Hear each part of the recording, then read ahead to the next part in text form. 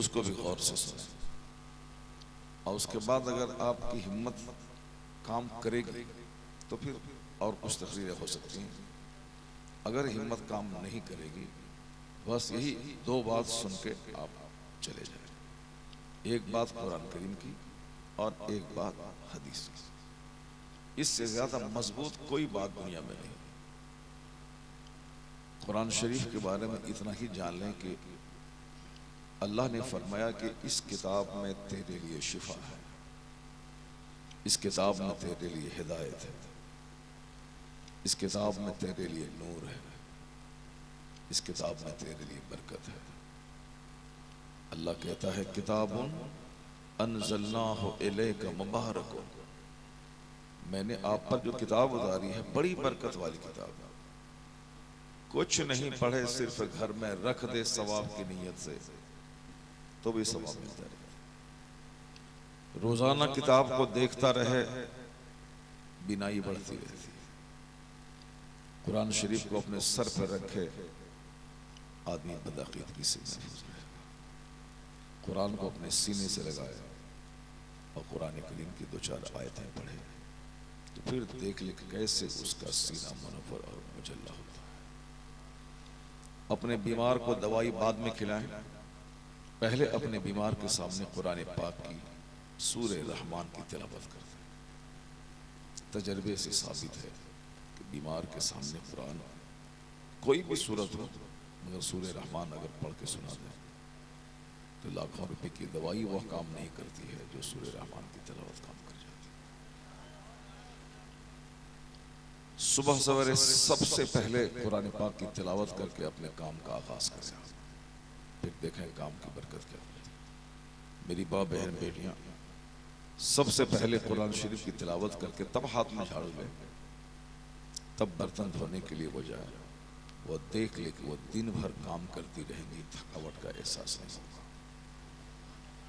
कुरान शरीफ में शिफा है, कुरान शरीफ में बरकत है। लेकिन चूंकि आज हमारे पास अखबार है, कुरान ही नहीं, थोड़ा सा काम करते हैं थक के चुप हो जाते हैं। 25-30 साल के आगे गए फौरन चश्मा लगा लेते। बीमारियां सर से लेके पांव तक जकड़ती चली जा रही है। मायूसियां जिंदगी में सर से लेके पांव तक आदमी को घेरती जा रही है। पूरी दुनिया में डिप्रेशन का मर्ज बढ़ रहा है, डिप्रेशन का मर्ज बढ़ रहा है। डिप्रेशन का मतलब उनके पास फॉर्च्यूनर है, मेरे पास नहीं है, मैं किसी लायक नहीं। उनके पास खूबसूरत मकान है, मेरे पास नहीं है, मैं किसी लायक नहीं हूं। मायूसियत, बिल्कुल एहसास कमतरी का शिकार हो जाना और इस कदर शिद्दत बढ़े कि बीमार हो जाना। अब वो डिप्रेशन वाला मरीज जहां बैठा है। ये डिप्रेशन का मर्ज इसीलिए है कि जहां सब्र नहीं है तो वहां डिप्रेशन, जहां जद्दोजहद नहीं है वहां डिप्रेशन, जहां हिर्स और लालच है वहां डिप्रेशन, जहां जन्नत पे नजर नहीं है वहां डिप्रेशन, जहां आखिरत पे नजर नहीं है वहां डिप्रेशन, जहां मरने के बाद की जिंदगी पे विश्वास नहीं है वहां डिप्रेशन है। एक बंदा इसी दुनिया में सब कुछ हासिल करना चाहता है, नहीं हासिल कर पाया, जहर खा के मर गया। इसी दुनिया में वो अच्छा घर, अच्छा मकान, अच्छी गाड़ी, अच्छा खाना, अच्छा पहनना, सब कुछ इसी दुनिया में चाहता है, नहीं मिला, फांसी के फंदे पे लटक गया। तो आज दुनिया में फांसी के फंदे पे लटकने की बीमारी बढ़ती जा रही है। स्टूडेंट्स कॉलेज में खुदकुशी कर रहे हैं, काश्तकार लोग फसल नहीं पैदा हुई वो खुदकुशी कर रहे हैं, टीचर मास्टर जो गवर्नमेंट मुलाजिम हैं उनको कुछ प्रॉब्लम आया वो जहर खा के मर रहे हैं। आज बहुत बड़ा मसला है, क़यामत की निशानी है कि लोग फालिज ज़दा हो जाएंगे, यानी लकवा की बीमारी आम हो जाएगी। ये लकवा की बीमारी आम, इस पहले तो करोड़ों में किसी किसी को होता था, 2-4 साल में कहीं से सुनने को मिलता था, लेकिन अब हर मोहल्ले की कहानी है, साहब फलां को लकवा मार दिया, फालिज की बीमारी जब आम होने लगे तो समझ जाएं कि क़यामत करीब आने वाली है, दुनिया का विनाश होने वाला है। ये फालिज की बीमारी होती है कब? जब आदमी का ब्लड प्रेशर या तो बहुत हाई हो जाता है या आदमी का ब्लड प्रेशर बिल्कुल लो हो जाता है, तब फालिज की बीमारी होती है। इस मर्ज के बढ़ने का कारण यह होगा कि लोगों का अकीदा आखिरत के मामले में कमजोर हो जाएगा। लोग सब कुछ यहीं हासिल करना चाहेगा, मरने के बाद की जो एक जिंदगी है अपार समंदर की माने, वहां के बारे में सोचना छोड़ दो। पैगंबर आजम अलैहिस्सलाम ने जो कहा तो आप सुनिएगा, मगर जिसने ये संसार बनाया है, जिसने इस यूनिवर्स की रचना की है, जिसने इस कायनात की तख्लीक की है, जिसने इस दुनिया को बनाया है, बगैर खंभे के है ये आसमान, इतना वसीओ गरीज आसमान कि आइंस्टाइन जैसे वैज्ञानिक ने कभी कहा था कि 10 लाख साल आदमी को उम्र मिल जाए फिर भी कायनात के एक और छोर का पता नहीं लगा पाएगा। इतनी बड़ी है ये दुनिया, ये हॉरिजन, ये आफाक, ये वसी आसमान। इतना लगता है कि सामने गिरा हुआ है, वहां जाएं तो आगे लगता है सामने गिरा हुआ है। बगैर खंभे के ये आसमान जिसने बनाया है, जिसने इस आसमान को सूरज और चांद और सितारों से सजाया है, ये परतदार आसमान, 7 तबक वाला आसमान, एक एक आसमान की मोटाई 500 बरस बंदा चलता रहे तो एक आसमान की मोटाई, बीच में 500 बरस मुसाफिर के चलने के बराबर खला, फिर दूसरा आसमान। सिर्फ खाना पीना जिंदगी नहीं, सिर्फ घर मकान बनाना ये सारा काम तो जानवर भी करते हैं। हम तो 2 रोटी खाते हैं, जानवर तो 50 रोटी खा लेते हैं। हम तो 1 गिलास पानी पीते हैं, जानवर तो 1 बाल्टी पानी पीता है। हम तो 10-20 साल में 2 बच्चा पैदा करते हैं, जानवर तो हर साल 25 बच्चा पैदा करता है। हम लोग तो 1 मिनट में अपनी अहलिया के पास आउट हो जाते हैं, ये तो घंटों घंटों अपनी मादा अहलिया से चिपका रहता है। इतनी ताकत है उसके पास, ताकत उसके पास है, खुराक उसके पास ज्यादा है, पानी पीने की सलाहियत उसके पास ज्यादा है। और हमारी जिंदगी तो 70, 80, 90 साल। जानवरों में बाज ऐसे हैं जिसकी जिंदगी 500 साल, वो 500 साल तक खाता है, पीता है, बच्चे पैदा करता है। इतनी लंबी उम्र है। हम लोगों की जिंदगी कोई जिंदगी है 10-12 साल तो बचपन में गुजर गए, 20 से 25 साल जवानी के दिन भाग भाग टेंशन में गुजर गए, 40 साल 50 साल के बाद जब बुढ़ापे में गए तो 1 दर्जन बीमारी को लेकर बैठ गए। आंख की बीमारी, दांत की बीमारी, कान की बीमारी, नाक की बीमारी, घुटने की बीमारी, टखने की बीमारी, पेट की बीमारी। यही तो हमारी जिंदगी की कहानी है। उसके बाद अचानक किसी दिन चक्कर आया, गिरे, मर गए, कब्रिस्तान चले गए, सारा खेल खत्म, सारा तमाशा खत्म। यही हमारी मुख्तसर सी जिंदगी की कहानी। 1985 में एक जहाज लंदन से होता हुआ हिंदुस्तान के एयरपोर्ट पालम एयरपोर्ट नई दिल्ली में उतरने वाला था। सबको मालूम है कि जब जहाज चलता है तो उस जहाज के जितने मुसाफिर होते हैं सारे मुसाफिर अपने घर वालों को खबर कर देते हैं तो मैं फला टाइम में एयरपोर्ट उतरने वाला हूँ।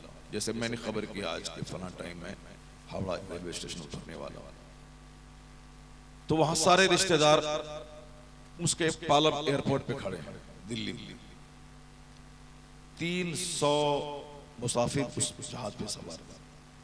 उसमें से कुछ बहुत बड़े बिजनेसमैन थे, उसमें बहुत सारे लोग नौकरी पेशा थे, बहुत सारे लोग पढ़ने व लिखने वाले नौजवान थे, यानी हर तबके से ताल्लुक रखने वाले लोग उस जहाज पे सवार थे।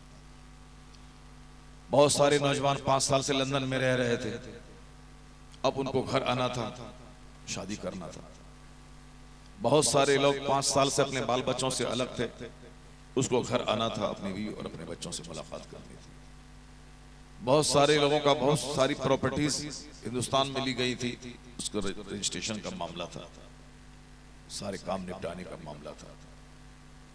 सबके अलग अलग प्लान थे, अलग अलग सबका काम था।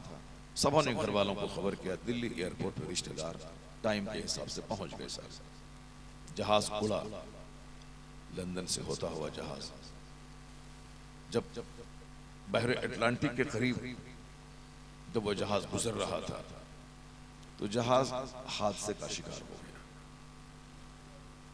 जहाज हादसे का ये शिकार हुआ कि जहाज क्रैश हो गया और समंदर में जहाज गिर गया। 300 लोग, जहाज का पायलट और क्रू मेंबर्स और सारे मुसाफिर समेत सारे लोग मर गए। एक बंदा भी जिंदा नहीं बचा। अब उसकी सारी रिपोर्टिंग, क्योंकि जाहिर सी बात है सबका टिकट है और सारे मुसाफिर का नाम दर्ज है वहां। अब सबका नाम दिल्ली के एयरपोर्ट पे लटका दिया गया कि आपके फला रिश्तेदार फला फला फला फला, वो सब के सब दुनिया से चले गए। लोग दौड़ रहे हैं, एक दूसरे का मुंह देख रहे हैं कि शायद बच गया हो। उस वक्त सारी उम्मीदों पे पानी फिर गया। सारे लोग मायूस एयरपोर्ट से लौट के घर चले गए। जब यकीन हो गया कि हमारा कोई रिश्तेदार जिंदा नहीं है, सारे लोग मर गए। इस मुख्तसर सी जिंदगी के सजाने के लिए जाने कितने कितने प्लान उसके दिमाग में रहे होंगे। इस घर के बाद वो घर, इस मकान के बाद वो मकान, इस प्लॉट के बाद वो प्लॉट। सारी तमन्नाएं धरी रह गई। मौत ने जिंदगी का खात्मा कर दिया। न जी भर के बच्चों के पास रह पाए, न जी भर के अपने घर में रह पाए, न जी भर के अपने दोस्त और यारों के साथ वक्त गुजार सके, चले गए। अब आखिर कौन है वो जो हमारी मर्जी के खिलाफ काम करता है? मैं चाहता हूं कि 500 साल जिंदा रहूं, 50 साल भी जिंदा नहीं रह पाता हूं। मैं चाहता हूं कि मैं 2-4 शादी कर लूं, कुंवारे में मौत आ जाती है।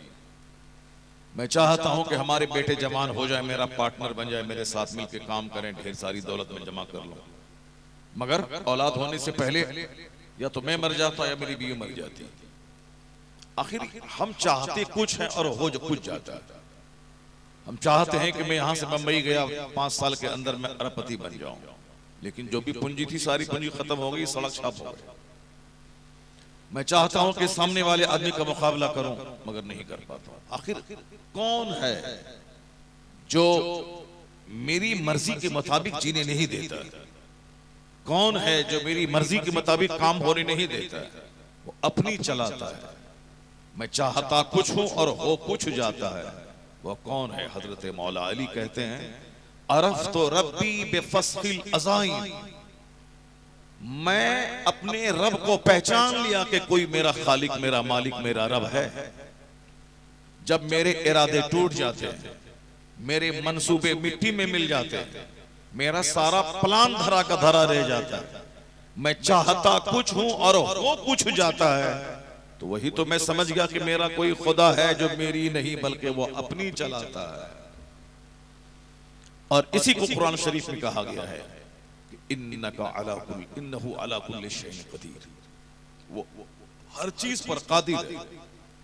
वो वही करता है जो वह चाहता है।